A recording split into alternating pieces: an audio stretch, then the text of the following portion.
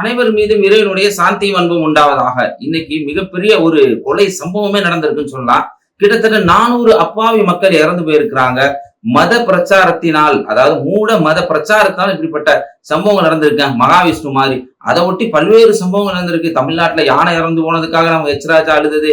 அதை ஒட்டி நம்ம மோடி ஐயா தீப ஜோதின்னு எதையோ ஒண்ணு கனெக்ட் பண்ணியிருக்கான்னு சொல்லி செய்தித்தாள் எழுதுறாங்க. எழுதும் போது கேட்கும் போது ரொம்ப பயமா இருக்கு. அயத்துல்லா அல் கமானி இந்தியாவை கடனம் தெரிவிச்சிருக்கிறார். இப்படி பல்வேறு தரப்பட்ட தகவல் நம்ம சுருக்கமா இந்த பதிவுல அறிய இருக்கிறோம்.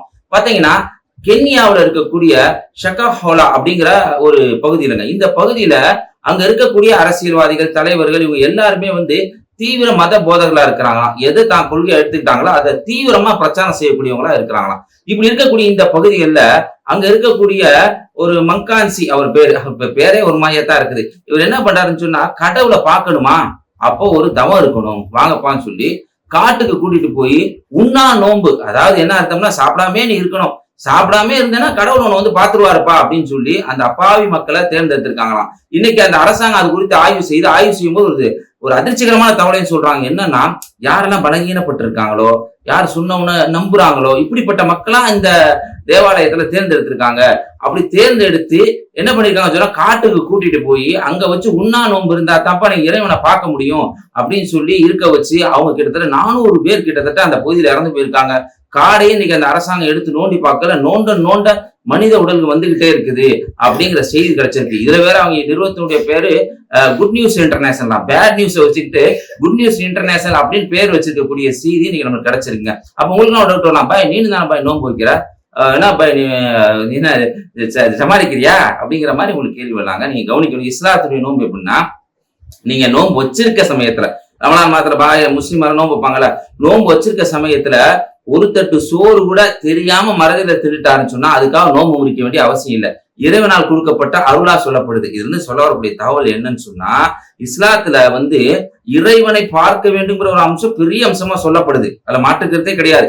அதாவது மேகம் மறைக்காத சூரியனை நீங்கள் பார்ப்பது போல் இறைவனை பார்ப்பீர்கள் அப்படின்னு இஸ்லாத்துல சொல்லப்பட்டிருக்கு. ஒரு மிகப்பெரிய ஒரு இஸ்லாத்தினுடைய அம்சங்கள்ல ஒன்றாகவும் இறைவனை பார்ப்பதை பற்றி சொல்லப்பட்டிருக்கு. அதை மாற்றுக்கிறது இல்லை. ஆனா அதற்காக உங்களை நோவிலப்படுத்திக்கணும் அப்படிங்கிற இஸ்லாத்துல இல்லைங்க. ஒரு மனிதர், நபிகள் நாயகம் ஸல்லல்லாஹு அலைஹி வஸல்லம் காலத்துல ஒரு மனிதர் என்ன பண்றாருன்னு சொன்னா, இந்த உலகத்திலே நான் தண்டனை வாங்கிடணும், இறந்த பின்னாடி மறுமை நாளைக்கு எந்த தண்டனை வேணான்னு பிரார்த்தனை செய்யறாரு. அப்ப நபிகள் நாயகம் போய் சொல்றாங்க, ஏப்பா இப்படிலாம் நீங்க செய்யாதீங்க, இந்த உலகத்திலே நன்மையை கேளுங்க, மறு உலகத்திலே நன்மையை கேளுங்க அப்படின்னு சொல்லி தராங்க. ஒருத்தவர் வெயிலே நிக்கிற மாதிரி ஒரு நேர்ச்சை பண்ணிக்கிறாரு. நபிகள் நாயகம் கண்டிக்கிறாங்க, ஏப்பா இப்படி வெயிலே நிக்கிறதுக்காக இப்படி நேர்ச்சை பண்ணிக்கிறார், இதெல்லாம் இஸ்லாத்துல அலோடு இல்லப்பா அப்படின்னு சொல்லி நபிகள் நாயகம் கண்டிக்கிறாங்க. ஒருத்தவர் என்ன பண்றாருன்னு சொன்னா, இரவெல்லாம் தொழுகிறாரு, பகலெல்லாம் நோம்பு நோக்குறாங்க. நபிகள் நாயகம் அதற்கும் அனுமதி கொடுக்கல அப்படிங்கிற செய்தியெல்லாம் நீங்க புரிஞ்சுக்கணுங்க. அப்ப இந்த மாதிரியான பழக்க வழக்கம், ஏன்னா இதை சொல்றப்ப இது குறித்து உங்களோட கேள்வி வரும்ல, அது தெளிவுபடுத்த வேண்டிய பொறுப்பு இருக்கு. அதனால இந்த மாதிரியான இந்த தேவாலயம் கிறிஸ்துவர்கள் அனைத்துவரும் இதை செய்யறாங்க சொல்ல வரல. உண்மையிலே கிறிஸ்துவர்கள் அனைத்து மக்களும் கூட இதை ஏற்றுக்கொள்ள மாட்டாங்க.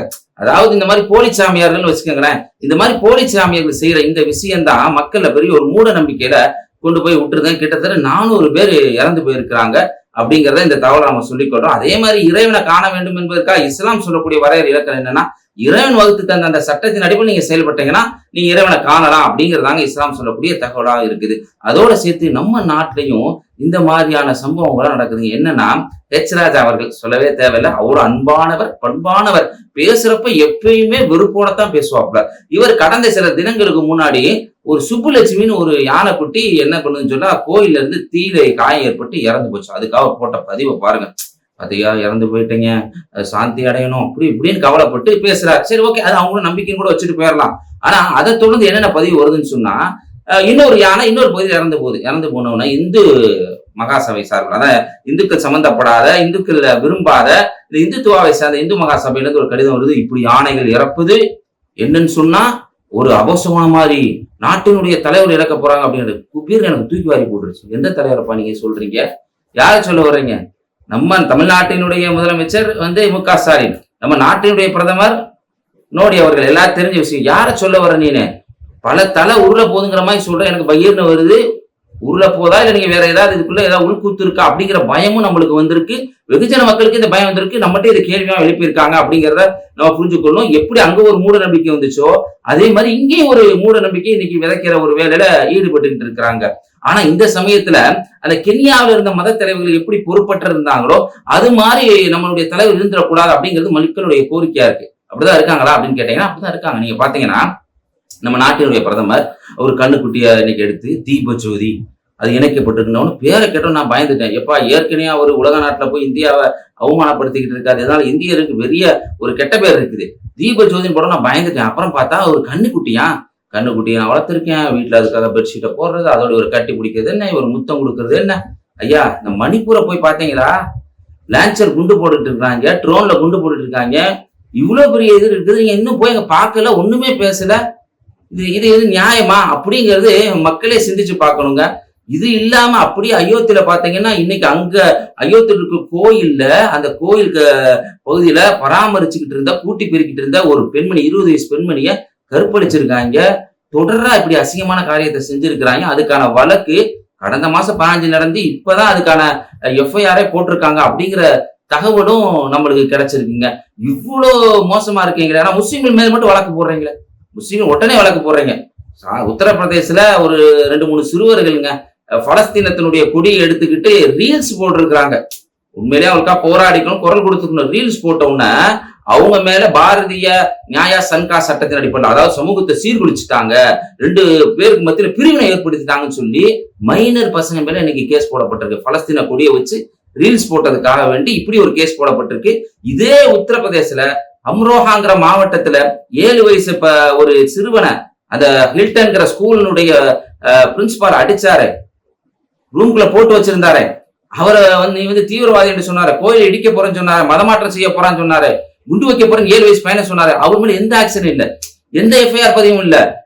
ஒரு அப்பாவி மக்கள் பலஸ்தீன மக்கள் பாதிக்கப்படுறாங்கிறதுக்காக அவங்களுக்கு தெரிஞ்ச ஒரு ரூட்ல ஒரு கொடி எடுத்ததுக்காக இன்னைக்கு கேஸ் போடப்படுது. இவங்க மேல எந்த விதமான கண்டனம் இல்லை யார் முஸ்லீம்களுக்கு எதிராக. இது வேணா இன்னும் சொல்லுவதா இருந்தா அந்த பெரிய ஹாஜி அன்சாரி அந்த மும்பைல ட்ரெயின்ல போனப்ப அடிச்சாங்கல்ல, பயங்கரமா தாக்குனாங்க, வீடியோ எடுத்து போட்டாங்கல்ல, அவங்கள ஈஸியா வெளியில வர்ற மாதிரி உனக்கு கேஸை போட்டு பதிவு செஞ்சிருக்கீங்க. 1 ஹவர்ல வெளியில வந்துட்டாங்க. இதெல்லாம் மக்கள் இந்து மக்கள் பாருங்க எப்படி இருக்காங்க. இவங்களை பத்தி நீங்க தெரிஞ்சு கொள்ளணும். இந்த காரணத்தினாலதான் இன்னைக்கு ஆயத்துல்லா அல் கொமேனி என்ன சொல்லியிருக்காருன்னு சொன்னா, இந்தியாவுல அதே மாதிரி கஸ்ஸாவுல அதே மியான்மர்ல முஸ்லீம்களுடைய அடையாளங்கள் அளிக்கப்படுது. எப்படி இன்னைக்கு வக்ஃப் போர்டு சட்டம் கொண்டு வரப்படுதோ, எப்படி காஷ்மீர் 370 ஆக்ட் கொண்டு வரப்பட்டுச்சோ, முத்தலாக்கு, சிஏஏ, யூசிசி இது மாதிரி சட்டங்கள் எப்படி கொண்டு வந்து முஸ்லீம்களுடைய அடையாளங்களை பால்படுத்த நடக்கிறாங்க. இந்த இந்திய ஒன்றிய அரசாங்கம், மத்திய அரசாங்கம் இப்படி நினைக்குது. அதை நம்ம பார்க்கணும். முஸ்லீம்கள் இது ஒற்றுமையா இருந்து போராடணும், நம்மள மறந்துடக்கூடாது. இப்படி நம்ம மறந்தோம்னா நம்மளுடைய அடையாளங்கள் போயிடும் அப்படின்னு சொல்லிட்டு ஆயத்துல்லா அல் கொமேனி சொல்லி இருக்கிறாரு. இதை சொன்ன உடனே இதுக்காக ஒன்றிய அரசாங்கம் அவ்வளவு ரியாக்ட் பண்றீங்களே. இந்தியாவில் இந்த மாதிரி கொலைகள் நடக்கலையா? மார்ட்டின் பேரால் நடக்கலையா? ஜெயஸ்ரீராம் கோஷத்தால் நடக்கலையா? அட இப்ப ஒருத்தவரை சபீருங்கிறவரை அடிச்சே ஒரு பையனை, புலம்பெயர் தொழிலாளி, ஒரு வாட்டர் கேன் பிறக்கிறவன், அவனை அடிச்சே கொண்டீங்களேப்பா மேற்கு வங்கத்துல இருந்து வந்த ஒருத்தவனை. அந்த சந்தர்ப்பத்தில் ஒரு மகிழ்ச்சியான நிகழ்வு என்னன்னு சொன்னா, மம்தா பானர்ஜி அவர்கள் அந்த இறந்து போன சபீருடைய மனைவிக்கு ஒரு அரசாங்க உத்தியோகம் கொடுத்தாங்க. ஆனா நீங்க எப்படி இருந்தீங்க? நீங்க எப்படி செயல்பட்டீங்க? இன்னைக்கு ஆயத்துல்லா அல் கொமேனி சொன்னதுக்காக இந்த ஒன்றிய அரசாங்கம் இப்படி கொதிக்கிறீங்கன்னு சொன்னா அதுல உள்காரணம் இருக்கத்தானே செய்யுது அப்படிங்கிறதை மக்கள் புரிந்து கொள்ள வேணும். அதோடு சேர்த்து இந்த மாதிரியான மூட பழக்க வழக்கங்கள், மூட பழக்கான பேச்சு இது மாதிரிலாம் பரவலா இருக்குங்க. பாய் நீ சொல்றே உங்க இதுல மட்டும் இல்லையா அப்படின்னு கேட்டீங்கன்னா, எங்க இதுல இப்படி ஏமாத்துற போலி ஆசாமிகள் இருக்கிறாங்க, முஸ்லீம்ல இருக்காங்க. உதாரணத்துக்காக உங்களுக்கு சொல்றேன், தெலுங்கானாவுல ஆந்திராவுல என்ன நடக்குதுன்னு சொன்னா, ஒருத்தவன் சொர்க்கத்துக்கு போறதுக்காக சர்டிபிகேட் கொடுக்குறாங்க.